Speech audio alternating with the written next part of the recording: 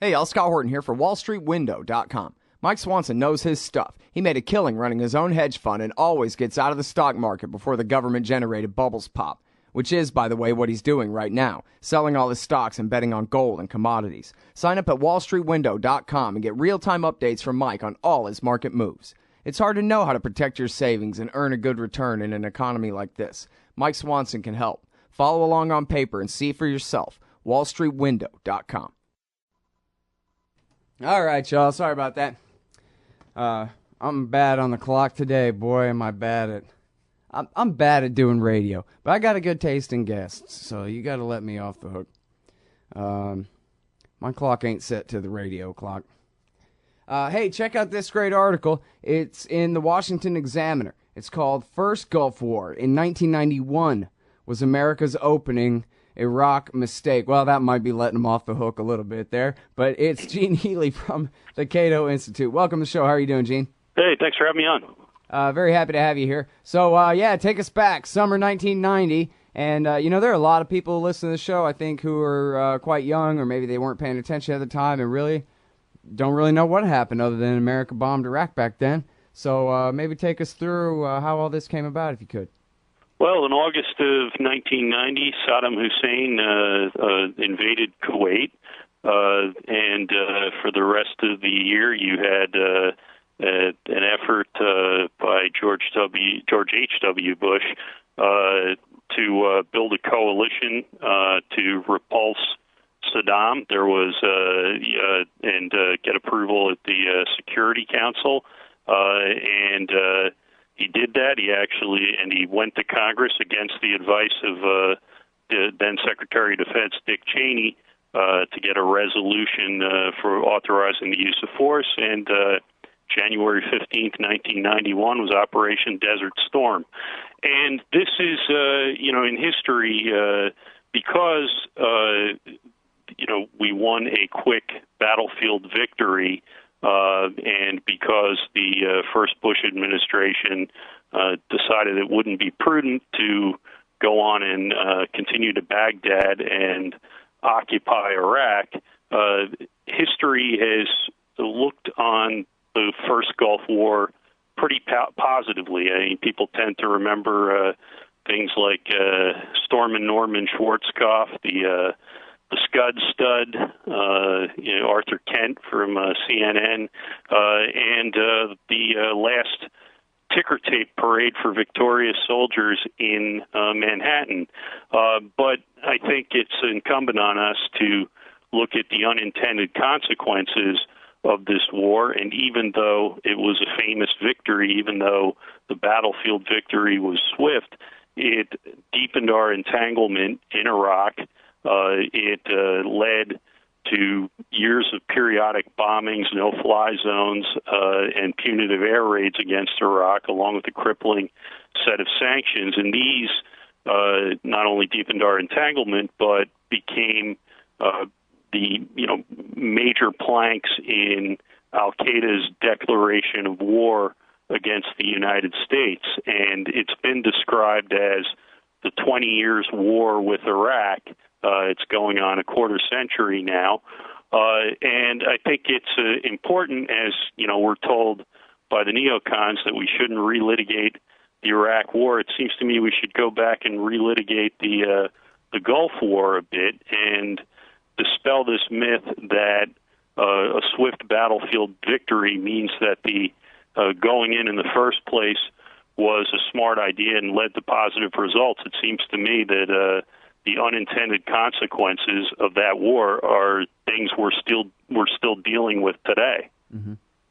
Yeah, I think this is why when Ron Paul got in that fight with Rudy Giuliani in the debate in 2007, why people just across the country just rallied to the fact that he was telling the honest truth. And I think for most people, they kind of knew it back in their head somewhere, but they never heard anyone say it in English out loud before, and certainly not a Republican politician. Just go ahead and be straight and say, hey, look, we'd been bombing them for 10 years straight over there before 9/11. And people they knew that was true. I mean, come on. You don't have to pay attention to politics to know that there was a giant war in 1991 over there, and that, there had been some kind of foreign policy since then, even if they didn't pay close attention to the sanctions and the no-fly zones.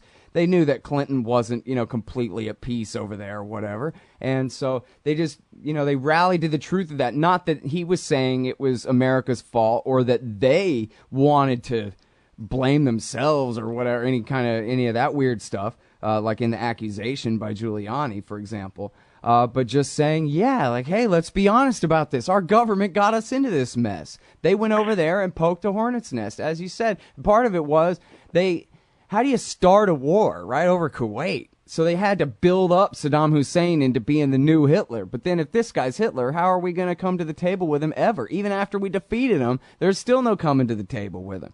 He's a mad dog, so damn insane, and all this propaganda. And so it was that easy to just keep up the containment policy and just keep the sanctions and the blockade on indefinitely. As Madeleine Albright said, that we'll never lift the sanctions until Saddam is gone.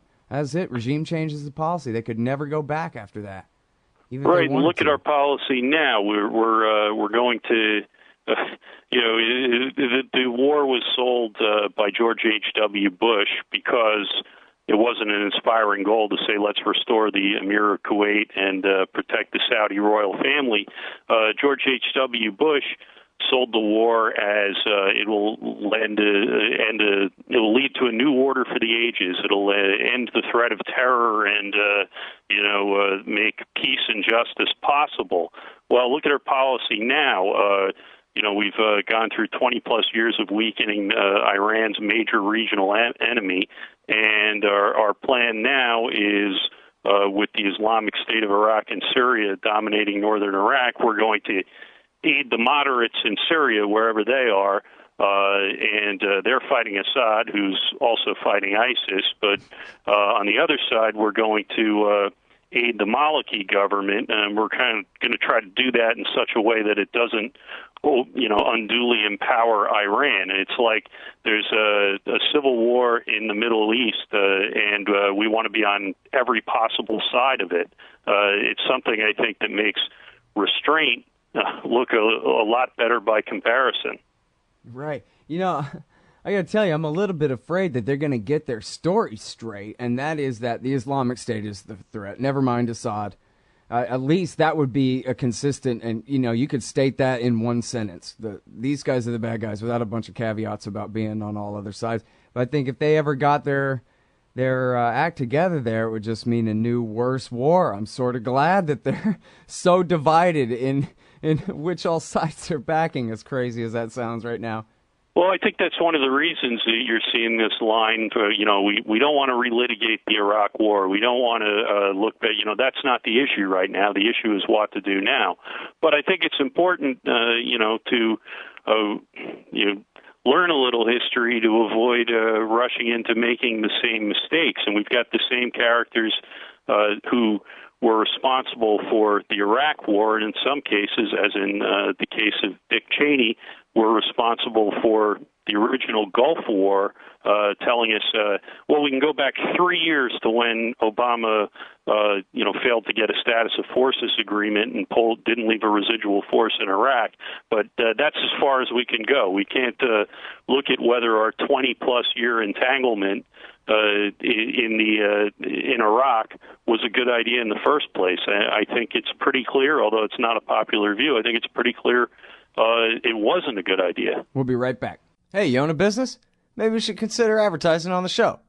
See if we can make a little bit of money. My email address is scott@scotthorton.org. All right, y'all, welcome back. I'm Scott Horton. I'm talking with Gene Healy from the Cato Institute about the first Gulf War, Operation Yellow Ribbon. Operation Vietnam never happened. You love war. Come on. Boom. Yeah. USA. First Gulf War in 1991 was America's opening Iraq mistake. And it's a really great article, and you make a lot of great points in it, and some of them are about how we got light into that thing in the process back then in 1990-91. Can you take us through a bit of that? Sure. Dick Cheney's Pentagon, Cheney, remember, was the Secretary of Defense in the first Gulf War. Now, one of the ways that the first Bush administration sold the Gulf War was by saying that it wasn't just about Kuwait, that Saddam Hussein was poised to roll across the Saudi border, take Saudi Arabia, and then control something like 40% of the world's oil reserves. And the Pentagon at the time claimed to have satellite photographs showing 1,500 tanks and 250,000 troops, Iraqi troops, massed on the Saudi border. Well, there's a journalist named Gene Heller from the St. Petersburg Times at the time who decided to check, and this was around the time when you were first able to buy commercial satellite photographs. She got a couple of photographs of the border area in question, had them analyzed by former military intel people, and it didn't take a lot of analysis because the photographs showed empty desert in the area the Cheney's Pentagon said troops and tanks were amassing. And before she printed it, she contacted Cheney's office 3 times, offering to spike the story if they could show her that she was wrong. And the response she got essentially was, "Trust us." And this is something that I think was lost in the aftermath of a pretty spectacular victory. But it appears she said years later in the Christian Science Monitor that it was, quote, a pretty serious fib, which I think is putting it lightly. So you had... Well, I believe they told the King of Saudi Arabia the very same thing. Yeah, you had you had what certainly looks like misinformation being propagated at the highest levels. You also had, there's no doubt that the Iraqi army was quite brutal in what they did in Kuwait, but there were stories, along the lines of the World War I propaganda about bayoneting Belgian babies. There was a story. Let me go ahead. I have the clip right Sure. here. Let me play it. It's real short. While I was there, I saw the Iraqi soldiers come into the hospital with guns. They took the babies out of the incubators. Took the incubators and left the children to die on the cold floor. Okay, sorry, I couldn't resist. That's the daughter of the Kuwaiti ambassador. Lying. Right. We found out about a year later. That was, I guess no one checked at the time. She wasn't in Kuwait. That was the daughter of the Kuwaiti ambassador. It was a complete PR campaign, and there are a number of congressmen who said that was instrumental in their vote for the authorization of the use of force. This idea that the Iraqi soldiers were ripping babies out of incubators. So, as you've seen in a lot of other wars, you had a lot of misinformation going around. There wasn't evidence that that Saddam Hussein was poised to take Saudi Arabia, and if he did, I cite some calculations in some of the Cato published at the time by Reagan's former top energy economist David Henderson, who said that the oil weapon is a dud. That you're talking in the worst case scenario with Saddam Hussein taking Saudi Arabia and the United Arab Emirates, in addition to keeping Kuwait, that you're talking about something like, at worst, 24 cents a gallon more in gasoline, which, to my mind, is a pretty lousy reason to start a war and kill thousands of people. Now, I knew that David Henderson was absolutely great on that issue, but I had no idea that he was great on that issue in the Bush government at the time. Gene, holy... Well, I think he was actually he wasn't in the government at the time. He'd been in the Reagan government. I'm sorry. He had been Reagan's top energy economist at the Council of Economic Advisors. So yeah, in other words, he was giving this advice where they could hear it for sure. Yeah. Oh, very important. So it was a strange thing because at the time, while Bush 41 is talking about a new world order and eternal peace. At the same time, then Secretary of State James Baker is saying, if you want one word for why we need to fight this war, it's jobs. Well, Henderson's calculations showed that's a pretty lousy rationale for this kind of war, especially a war that ended up entangling us into for the next 10 years into low-level managerial bombings and punitive air raids. This really deepened an entanglement that caused a lot of hostility, and we're still paying the price for that. Yeah. Well, and of course there were the brutal war crimes, quite deliberately in Desert Storm. They bombed the electricity and the waterworks and the civilian infrastructure of the country, and then they kept all the sanctions on. And I guess people debate the numbers, but not by very much, I don't think. It's pretty much settled that, high hundreds of thousands, almost 1 million people died from the decrease in their standard of living. When you compare the excess deaths and all that, as they do under the blockade and the no-fly zone bombings of the 1990s, when you take, the era before the war and compare it to the era of the blockade. And it's certainly something that, I have seen very different numbers on the cost of the sanctions. You're absolutely right that some of the bombing was designed for the post-war era, targeted at Iraq's infrastructure and industry to weaken Iraq and keep it containable. And it's certainly true that Paul Wolfowitz, who I'm not usually given to citing on anything, he said in 2003 that the nearly weekly bombings, the perception that the sanctions are killing Iraqi children in large numbers, and the presence of U.S. troops on Saudi soil, these are Osama bin Laden's principal recruiting device.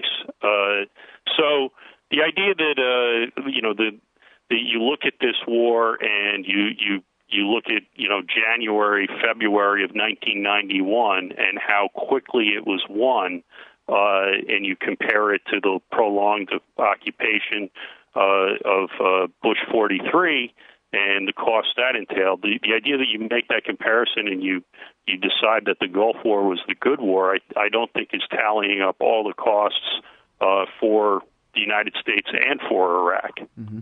In a large part, we are where we are now because of that decision to intervene in 1991. Right. Well, and I think people like John Kerry and Bill Clinton and Joe Biden, had never lived down their opposition to the first Gulf War. Oh, how could you have opposed the greatest war ever? Why do you hate America so much? So then when it came to the second Gulf War, it was so obvious that Kerry was making that political calculation in 2002. I'm not making that political mistake again of saying no. Absolutely, and not just Kerry.